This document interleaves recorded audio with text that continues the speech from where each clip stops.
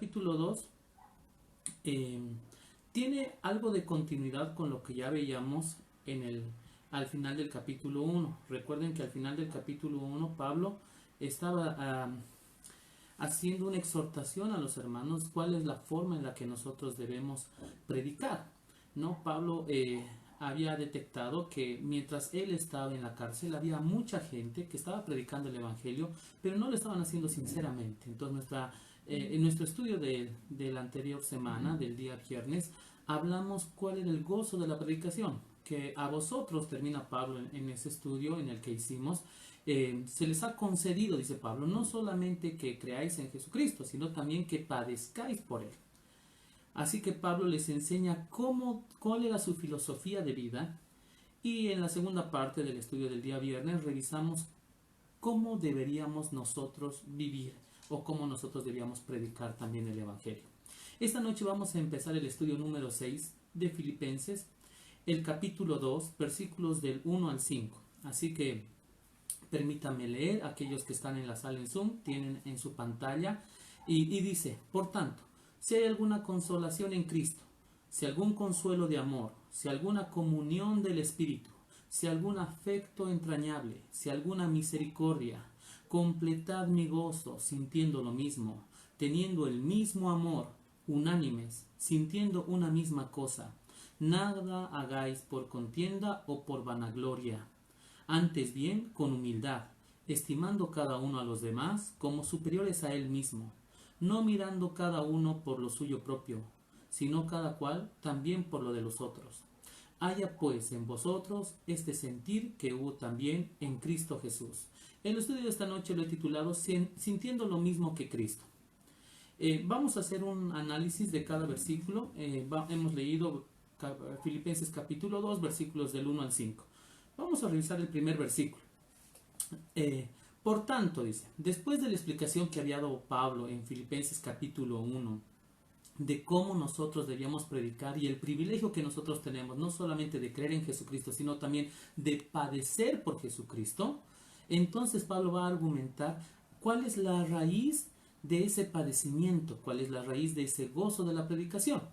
Dice, por tanto, si hay alguna consolación en Cristo, si algún consuelo de amor, si alguna comunión del Espíritu, si algún afecto entrañable, si alguna misericordia. Vamos a empezar diciendo que Pablo no está condicionando, porque en el versículo 2 va a decir completen mi gozo. No quiere decir que Pablo va a sentirse gozoso si es que hay una consolación en Cristo, por ejemplo. Entonces, este sí con el que empieza este versículo número 1 en el capítulo 2, por tanto, sí, dice, no es una condicionante, sino es una argumentación. ¿Por qué? Porque queda sentado de que sí o sí tenemos consolación en Cristo. Esta frase consolación en Cristo se puede traducir de varias maneras. La palabra consolación se puede traducir como estímulo, llamado, consuelo, ánimo, exhortación. Entonces, el creyente sí o sí va a tener una consolación en Cristo. ¿Por qué? Está en Cristo. Permanece en Él. Cristo está en Él. Ahora, recuerde algo muy importante. Cuando Jesús habló de que Él ya no iba a estar físicamente, Él prometió que iba a estar con nosotros todos los días. ¿Cómo cumplió esa promesa? A través del Espíritu Santo. Cuando Jesús dijo, voy a enviarles un consolador que esté con vosotros todos los días, de esto estaba hablando. De aquel Espíritu Santo que nos consuela, que nos estimula, que nos llama. Entonces, no puede ser esta oración una condicionante. Pablo no se va a sentir gozoso si es que hay una consolación en Cristo. De hecho, queda sentado de que la consolación en Cristo la tenemos desde el momento que recibimos a Cristo en nuestro corazón.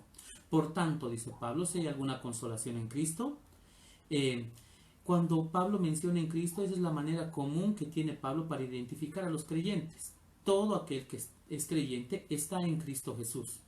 Y el creyente debe permanecer en vital unión con Cristo por la fe.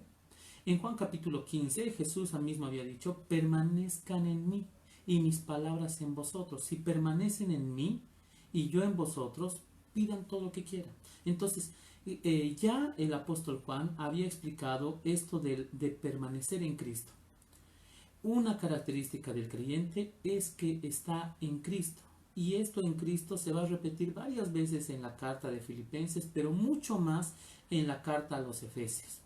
Avancemos un poco en el versículo 1. Dice, por tanto, si hay alguna consolación en Cristo, si algún consuelo de amor. Recuerde que el amor siempre ha sido la raíz y el fruto para la vida cristiana. Jesús había dicho ya en Juan capítulo 15 acerca del amor. En esto van a conocer que ustedes son mis discípulos, si ustedes tienen amor los unos por los otros. En Juan capítulo 13, versículo 35, Jesús dijo, esta va a ser la señal. Por esto los van a identificar. El cristiano tiene que demostrar amor. Ese amor se desarrolla desde el momento que yo recibo a Cristo en mi corazón. Desde el momento en que yo le entrego mi vida, y como dice Romanos capítulo 10, versículos 9 y 10, si confesares con tu boca que Jesús es el Señor y creyeres en tu corazón que Dios le levantó de los muertos, serás salvo. Desde ese momento el Señor, como ya había explicado Pablo en Filipenses 1:6, comenzará una buena obra. Parte del comienzo de esta buena obra será empezar a ver a los demás como el Señor los mira. Es por eso que cuando uno recibe a Cristo, no solamente recibe el perdón de sus pecados a través de la fe en Jesucristo y por el arrepentimiento, nosotros recibimos el perdón de nuestros pecados, sino que empezamos a ver a las personas como el Señor las ve, como el Señor me vio a mí. Cuando una persona se entrega a Cristo, recibe a Cristo, se da cuenta de su condición delante de Dios y de cómo el Señor lo amó y lo rescató y lo perdonó e hizo el sacrificio en la cruz por cada uno de nosotros. Ahora que yo puedo ver esa forma en la que el Señor me ama, de la misma manera empiezo a ver a otras personas. Si el Señor me amó a mí, que no tenía nada de hermoso, nada de brillante como para que Él me mire con tanto amor y dé tanto amor por mí, es eso ahora lo que Él quiere que yo demuestre a otras personas. El amor siempre ha sido la raíz de todo esto. Por eso el apóstol Juan en su primera carta, en primera de Juan capítulo 4 versículo 10, él había explicado, en esto consiste el amor, no en que nosotros hayamos amado a Dios, sino en que Él nos amó a nosotros primero. Entonces, teniendo este contexto, es que Pablo dice, si hay alguna consolación en Cristo, que sí lo hay. Si hay algún consuelo de amor, que sí lo hay. Si hay alguna comunión del Espíritu. Ahora recuerde, les está escribiendo a la iglesia en Filipos. Esta palabra comunión viene de un término griego que es koinonía, que ya lo hemos estudiado en otras oportunidades, que significa koinonía, participación conjunta.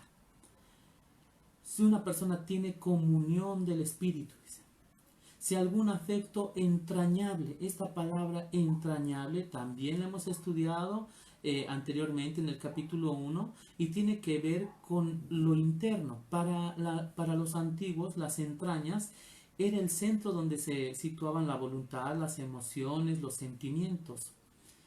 Por eso era tan importante el sacrificio, por ejemplo, por los pecados a través de los corderos, a través de los animales. En Levítico capítulo 1, versículos del 1 al 9, el Señor había puesto cómo debían ser los pasos para la expiación de los pecados.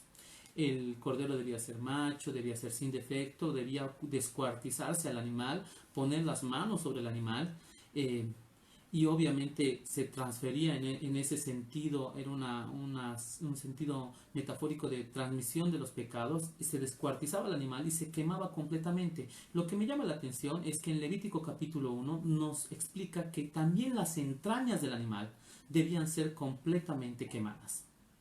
¿Por qué?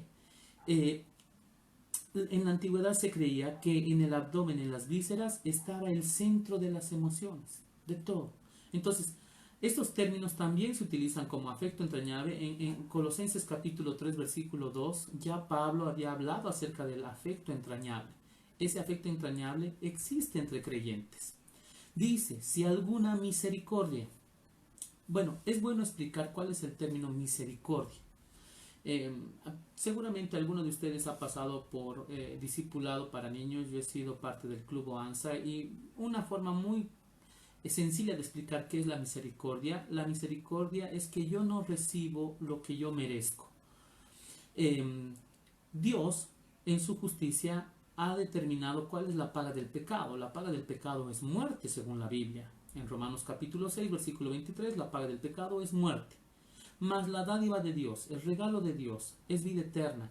Este regalo tiene que ver con su misericordia. En Tito capítulo 3, versículo 5, ya el apóstol Pablo nos había descrito cómo nos salvó el Señor. Nos salvó, dice, no por obras de justicia que nosotros hubiéramos hecho, sino por su misericordia. ¿Qué hace su misericordia? No nos da lo que merecemos. ¿Qué merecemos? Merecemos bíblicamente la muerte por el pecado que hay en nosotros. Pero su misericordia, la palabra misericordia puede traducirse desde tres enfoques. En la palabra hebrea rahimim, en la palabra griega eleos, y del latín, que esta es la que quiero explicar, misericordia tiene que ver con tres palabras. Miserere, que significa sentir compasión, y cor, de corazón. Ahora, este ida que nos queda también se traduce como voluntad. Entonces, ¿cómo podemos tener un concepto más completo de lo que es la misericordia? La misericordia se definiría como sentir compasión de corazón y tener una acción por lo que yo siento. Alguien me preguntó, ¿la misericordia es lo mismo que la lástima? No. La lástima es un sentimiento de menos duración que la misericordia y con un diferente enfoque. Porque la lástima está centrada en lo que yo veo en esa persona, por lo cual yo siento eso. Ahora, si nosotros habláramos de lástima, ¿Dios debería sentir lástima de nosotros? No, no tendría ningún motivo. Por eso es que a veces no encaja frases como Dios ama al pecador, pero aborrece su pecado. Frases como esas se salen del contexto bíblico, porque si Dios es un Dios justo, no puede tolerar el pecado. No lo tolera. Ni siquiera con su propio Hijo cargó en él el pecado de todos nosotros. La misericordia es que nosotros no hemos recibido y no recibimos lo que deberíamos recibir por el pecado, que viene a ser la muerte. Ahora, Pablo está diciendo, argumentando lo que va a completar en el versículo 2. Por tanto, dice, si hay alguna consolación en Cristo, si algún consuelo de amor, si alguna comunión del Espíritu, si algún afecto entrañable, si alguna misericordia, y todas estas cosas son posibles en Cristo, el versículo 2, continuamos leyendo, dice, completad mi gozo, sintiendo lo mismo. Si esas cosas son verdaderas, y hemos demostrado que sí son verdaderas en Cristo, el consuelo del Espíritu, la misericordia, el amor, el afecto entrañable son cualidades, son características de aquella persona que está en Cristo. Entonces, Pablo dice, si estas cosas realmente son verdad, que sí lo son, completen mi gozo. Recuerden dónde estaba Pablo. Pablo estaba en la cárcel. Lo único que recibía eran noticias de cómo se estaban comportando los hermanos en diferentes lugares. Sea que lo entristezcan o sea que se sienta feliz por las noticias. Muchas veces las noticias no eran alentadoras. Muchas veces las iglesias se estaban desviando del objetivo principal, de la predicación correcta. Muchas veces se estaban dejando arrastrar por doctrinas, por falsas sectas, por falsedades. Entonces Pablo dice, completen mi gozo. Ahora que yo estoy en la cárcel, ¿cómo? Sintiendo lo mismo, teniendo el mismo amor, unánimes, una misma cosa. Ahora, cuando Pablo dice lo mismo, teniendo el mismo amor, unánimes, sintiendo una misma cosa, si se da cuenta, está repitiendo varias veces, quiero que sientan lo mismo. Ahora, algo muy importante acá, no está hablando de que todos los cristianos somos una fotocopia. No está diciendo que todos los cristianos debemos parecernos ni físicamente, no está hablando que somos unos clones. No. Pablo está hablando acerca de cuál es el sentido de la vida cristiana y cómo debemos vivirla. Por ejemplo, mantener el mismo amor, unificar en espíritu y se centra en un objetivo respecto a los demás, mirarlos como más importantes que uno mismo y que velemos por los intereses de los demás. Esas características tienen algo en común, debe hacerse en unidad. El cristianismo, queridos hermanos, es una experiencia familiar. Si usted va a una iglesia y no se siente en familia, hay algo que no está bien ahí. Porque mi iglesia es mi familia. Somos una gran familia en Cristo Jesús, en diferentes lugares. Las congregaciones solamente pueden llegar a ser muros que nos dividen, pero realmente la familia en Cristo es inmensa. Uno tiene hermanos a la iglesia donde vaya. Si usted está de visita en un departamento, si ha ido de visita a algún lugar y usted se congrega en una iglesia que no es su iglesia local, usted debe sentirse en familia porque eso es la vida cristiana, es una experiencia familiar, pero con todas las letras de la palabra familia. Y si usted nunca ha tenido un problema con su familia, eso sería una locura. Todas las familias pasan por altibajos. Dentro de las iglesias pasa exactamente lo mismo. Puede haber diferencias entre los hermanos, sí. La iglesia de Filipos no era la excepción. Mi iglesia, su iglesia, estoy seguro que no es la excepción. Nosotros cuando hablamos de que somos una familia en Cristo, estamos siendo conscientes, debemos ser conscientes de que esa familia tiene las características de una familia terrenal. Habrán autoridades, papá, mamá, pueden considerarse los líderes en nuestras iglesias, pero también tenemos muchos hermanos. Y no todos los hermanos piensan lo mismo ni actúan de la misma manera. Ahora, Pablo dice, completen mi gozo. Pero aquí está la clave. Sean unidos, sientan lo mismo, tengan el mismo amor, a pesar de que las características de cada uno delante del Señor son individuales y cada uno tiene un crecimiento espiritual individual. ¿Qué quiere decir esto? Que dentro de la iglesia puede haber hermanos que están más maduros en la fe y hay hermanos que después de muchos años de ser creyente todavía no han crecido. Esta mañana compartí un devocional acerca de esto. Hay cristianos que avanzan y hay cristianos que les gusta echarse en una carretilla y esperar que alguien venga y los empuje y los lleve de un lugar a otro. Hay que rogarle para que venga al estudio bíblico. Hay que rogarle para que venga al culto de oración. Hay que rogarle para servir. Hay que pedirle por favor. Cuando esto debería ser un sentimiento que nace dentro del creyente, porque es su familia. Entonces, si en tu iglesia falta apoyo, no deberías esperar a que alguien te haga una invitación. De eso está hablando Pablo. Si nosotros tenemos afecto entrañable, comunión en el Espíritu, si hemos entendido el amor y la misericordia, sintamos lo mismo. Sintamos lo mismo. Debemos mantenernos unidos. En este tiempo especialmente donde las cosas se ven más difíciles, la iglesia debe mantenerse unida.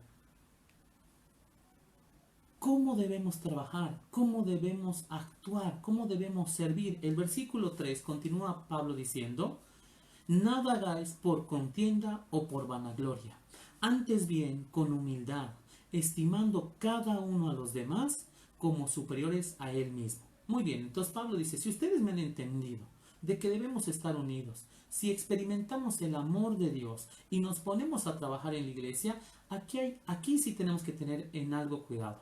Nadie debe servir dentro del cuerpo de Cristo por contienda o por vanagloria. Ya Pablo había explicado en Filipenses capítulo 1 estas palabras de contienda y vanagloria. Había gente que estaba predicando por ganar algún tipo de recurso económico o porque era su responsabilidad predicar. Ya no lo hacían por el compromiso con Cristo, sino que mucha gente lo estaba viendo esto como una obligación. ¿Es un privilegio servir? Sí. ¿Es un privilegio predicar la palabra de Dios? Sí. Pero ahora Pablo va a otro nivel. No solamente está hablando de predicación. Cualquier cosa que usted haga en su iglesia o haga para el beneficio del cuerpo de Cristo, no lo haga por contienda.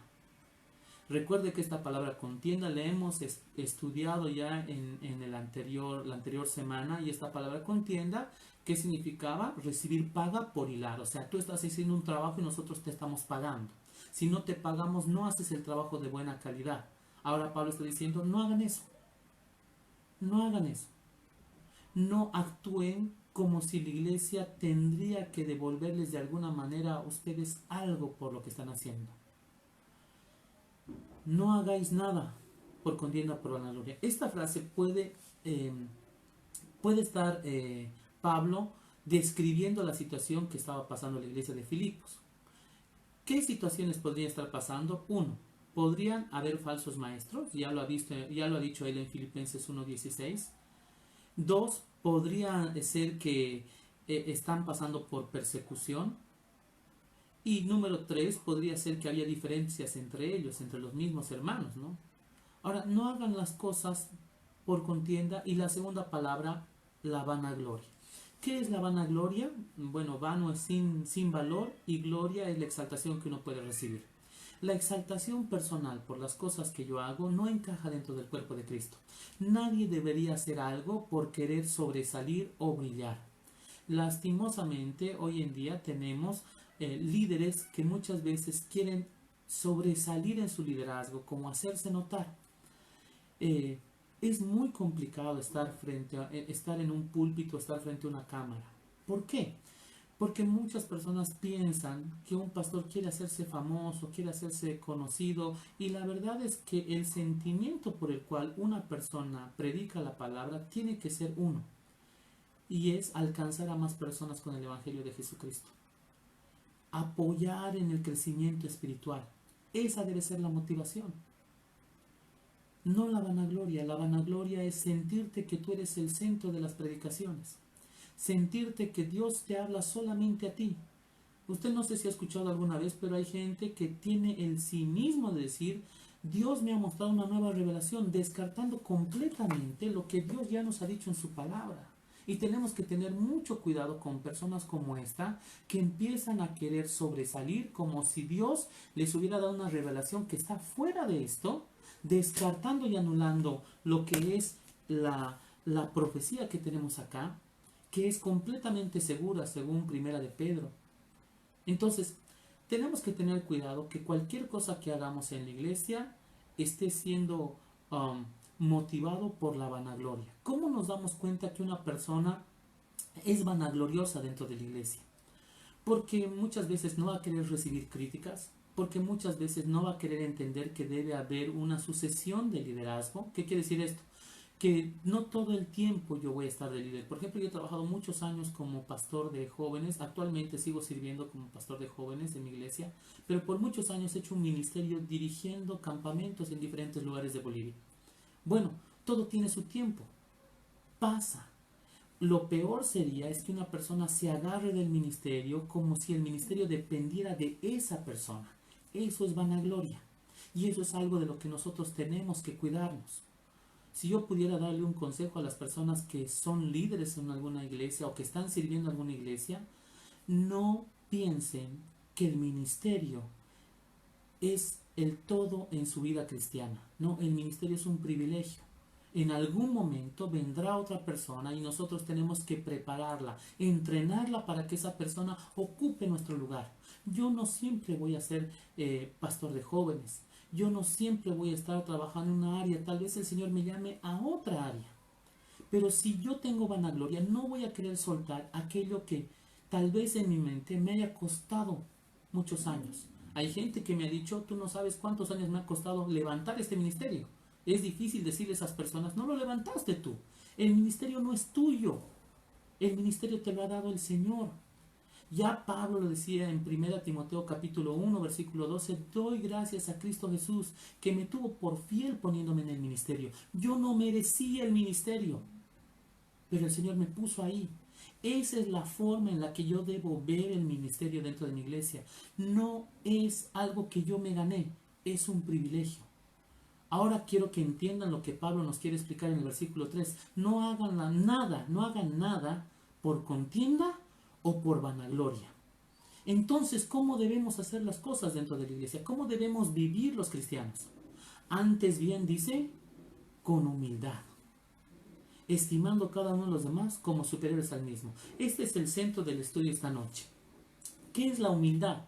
La palabra humildad viene del latín humilitas, que tiene que ver con varias acepciones, varias aplicaciones. Una de ellas se puede traducir como una virtud. La humildad es una virtud que consiste en el conocimiento de las propias limitaciones y debilidades. Y la otra forma de entender la humildad es sumisión. Se aplica a la persona que tiene la capacidad de restar importancia a sus propios logros y virtudes y reconocer sus defectos y sus errores, sin dejar de mirar a las otras personas y poner sus necesidades de otros por encima. Yo no sé si usted ha pensado alguna vez en qué es la humildad, pero estoy seguro que muchas veces tenemos un concepto equivocado acerca de la humildad. La gente piensa que la condición económica de una persona lo hace humilde. No sé si usted ha escuchado esto alguna vez, pero si una persona está pidiendo monedas en una esquina o en la puerta de alguna iglesia, la gente dice, ay, es que es gente humilde. Y la gente relaciona, las personas relacionan humildad con falta de recursos económicos. Y ese es un concepto equivocado. La humildad no tiene que ver con tener o no tener dinero.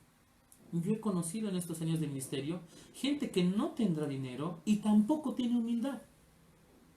Recuerdo que hace muchos años, allá en la ciudad de La Paz, en algún momento llevamos comida para los chicos que dormían bajo los puentes. Mamá había preparado una olla de comida para ir donde esta gente y de alguna manera ayudarles con la provisión de ese día.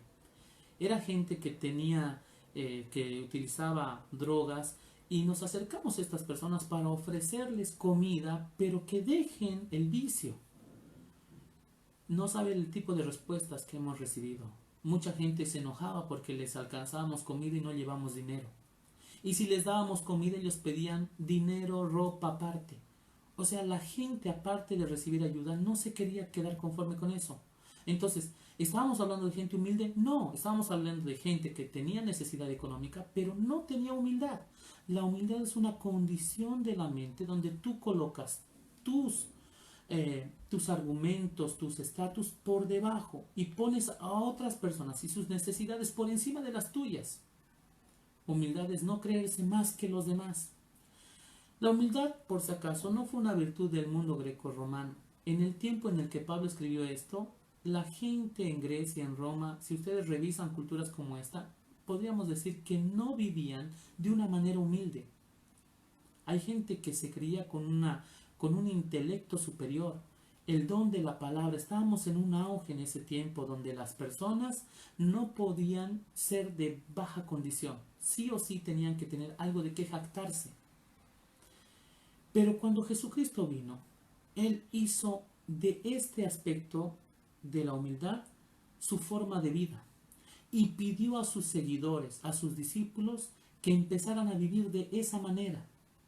Primero se encargó de demostrar el conocimiento que él tenía. Por eso muchos de sus seguidores le decían maestro, rabí. El conocimiento que él tenía le daba cierto estatus a Jesús. Cuando empezó a insertar Jesús en sus discípulos la forma que tenían que ellos vivir, en Juan capítulo 13, si ustedes revisan, él agarra una fuente con agua y empieza a lavar los pies a sus discípulos. Y en Juan capítulo 13, versículo 15, cuando él termina, les dice, ¿se han dado cuenta lo que hice? Si yo que soy su maestro he hecho esto con ustedes, ejemplo les he dado, dice el versículo 15 de Juan capítulo 13. Les estoy dando un ejemplo para que ustedes hagan lo mismo con otras personas. No está hablando en un sentido literal, no está hablando de que nosotros lavemos los pies de nuestros vecinos o algo, sino que tengamos acciones de servicio a los demás completamente desinteresados. Esa es la forma en la que debemos servir, dentro y fuera de la iglesia. ¿Cómo continúa este versículo? Dice, estimando cada uno a los demás. Esto va en contra de todas las tendencias humanas. ¿Por qué? Porque cada uno, o espiritualmente o terrenalmente, siempre velamos por nosotros. No sé si usted ha ido alguna vez a un campamento cristiano. Yo sí, muchas veces he organizado muchos y todavía organizo retiros con jóvenes y todo eso. Pero algo que a veces apena es que la gente, si tú les vas a dar algo, no esperan a que los demás reciban. No, a veces la gente hasta se pelea por estar primero en la fila para la comida. Esa es una señal de lo que Pablo nos está diciendo. No hagan esto. Dice, con humildad, estimando cada uno a los demás. O sea que yo tengo que querer a los demás antes que a mí mismo. Estoy poniendo las necesidades de otras personas antes que las mías. La lógica respecto al gran mandamiento, que quiere decir amarás al Señor tu Dios con todo tu corazón y amarás a tu prójimo como a ti mismo, se traduce de una manera tan práctica. Amar a tu prójimo como a ti mismo tiene que ver con estas acciones de humildad. Esto va en contra de todas nuestras tendencias humanas y naturales, pero es la voluntad de Dios. La voluntad de Dios es que vivamos así. ¿Quién no ha querido sobresalir alguna vez? ¿Quién no ha querido recibir aplauso alguna vez? Tendríamos que ser inhumanos para no haber sentido ese tipo de carencia o ese tipo de necesidad. La gente quiere que se le reconozca. Cuando usted hace un trabajo, cuando usted está haciendo algo dentro o fuera de la iglesia, muchas veces necesita una palabra de ánimo.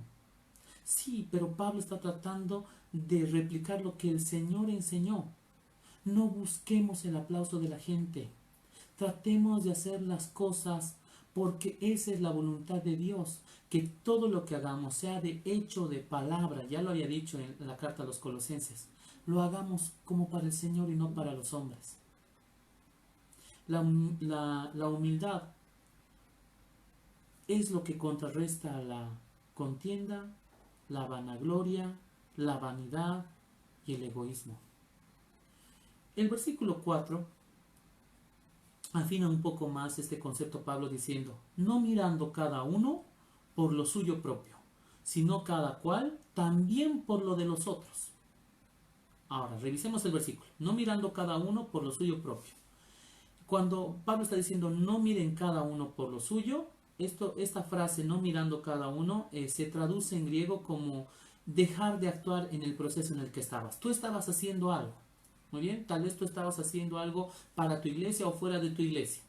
Ahora, Pablo está diciendo con esta frase, detente.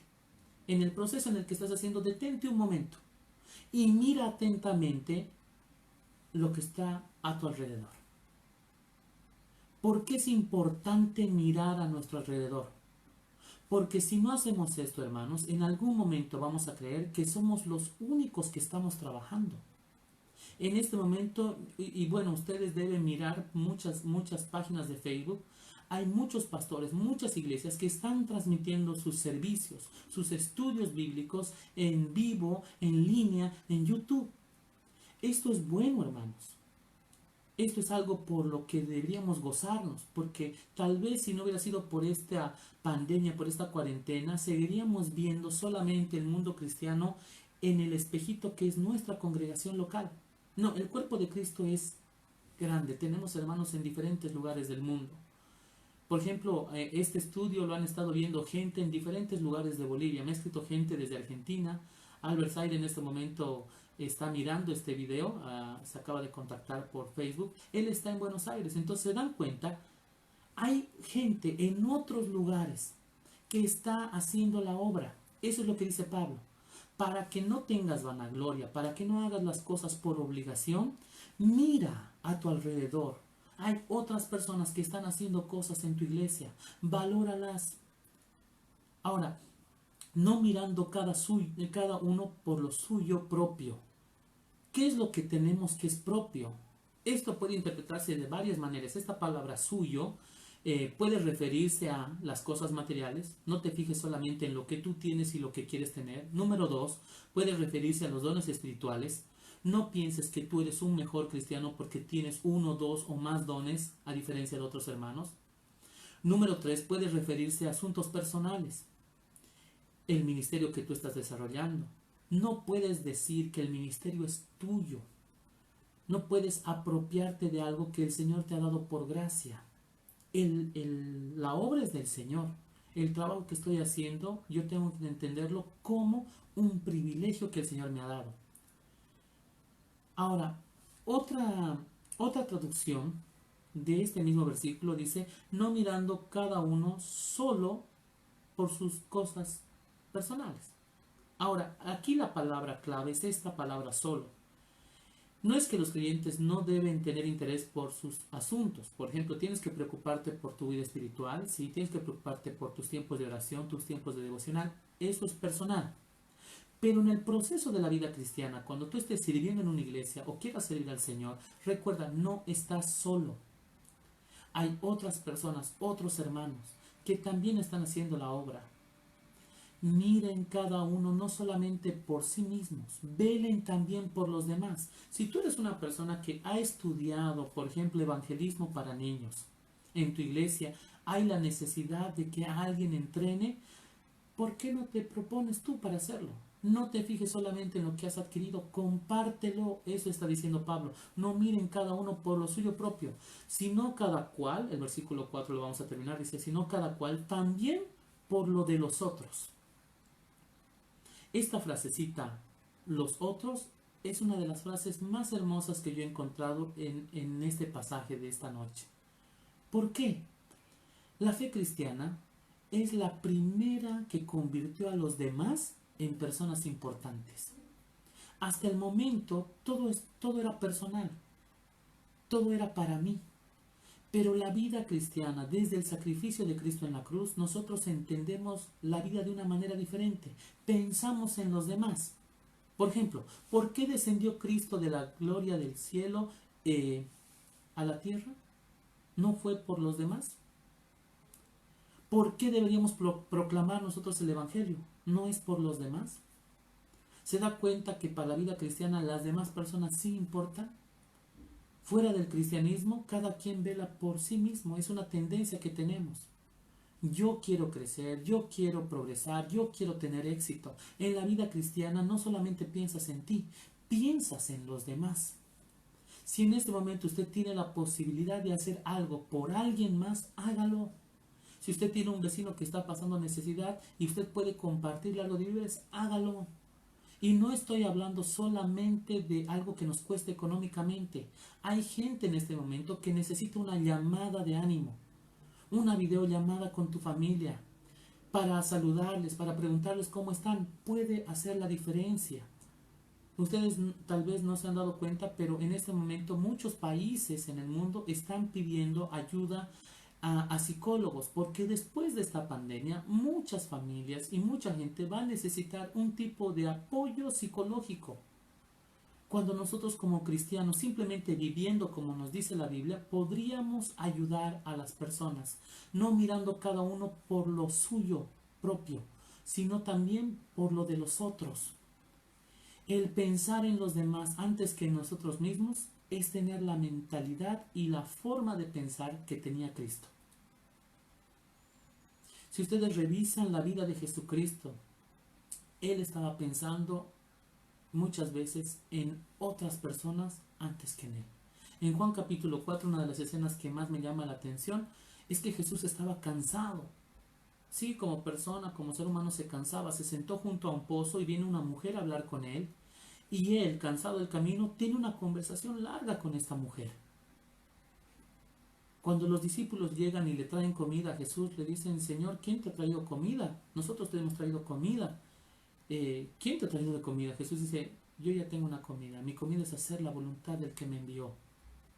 Juan capítulo 4, versículo 32. ¿Cómo crece? ¿Cómo se alimenta? ¿Cómo se nutre un cristiano? Cuando empieza a mirar a los demás como personas importantes para el Señor, sino cada cual también por lo de los otros. El versículo 5 dice: haya pues en vosotros este sentir que hubo también en Cristo Jesús. ¿Se da cuenta? Esta fórmula no se la inventó Pablo. Esta es la forma en la que Jesús vivió y la forma en la que Jesús enseñó que nosotros deberíamos vivir. Ahora, ¿cómo empieza el versículo 5? Dice: haya pues. Este es un imperativo presente, o sea, esta es una orden. Ustedes deben vivir así, pero este es un imperativo presente, podríamos decir activo. ¿Qué quiere decir esto? Ustedes deben seguir viviendo de esta manera constantemente. Se les ordena a los creyentes que continúen como Cristo. ¿La meta del cristianismo cuál es? ¿Que mi iglesia crezca? No. ¿La meta del cristianismo es que mi iglesia tenga más dinero? No. La meta del cristianismo es simplemente que los cristianos nos parezcamos más a Cristo en sus pensamientos y en sus acciones. Haya pues en vosotros este sentir que hubo también en Cristo Jesús. Jesús fue el ejemplo vivo de cómo vivir humildemente y cómo mirar a los demás de la forma en la que Dios los mira. Para concluir esta noche nuestro estudio, quisiera hacer algunas reflexiones de lo que hemos estudiado esta noche. Alguien que no ha experimentado un nuevo nacimiento espiritual no está ni siquiera dispuesto a adoptar un lugar humilde ante los demás, mucho menos a buscar la unidad del cuerpo de Cristo. ¿Cómo puedo vivir humildemente? No se puede si no has conocido a Cristo. ¿Cómo puedo velar por los demás No se puede si no has entendido y no has recibido a Cristo en tu vida. El nacimiento espiritual nos capacita, hermanos, para empezar a buscar la semejanza con Cristo Jesús, parecernos más a Él.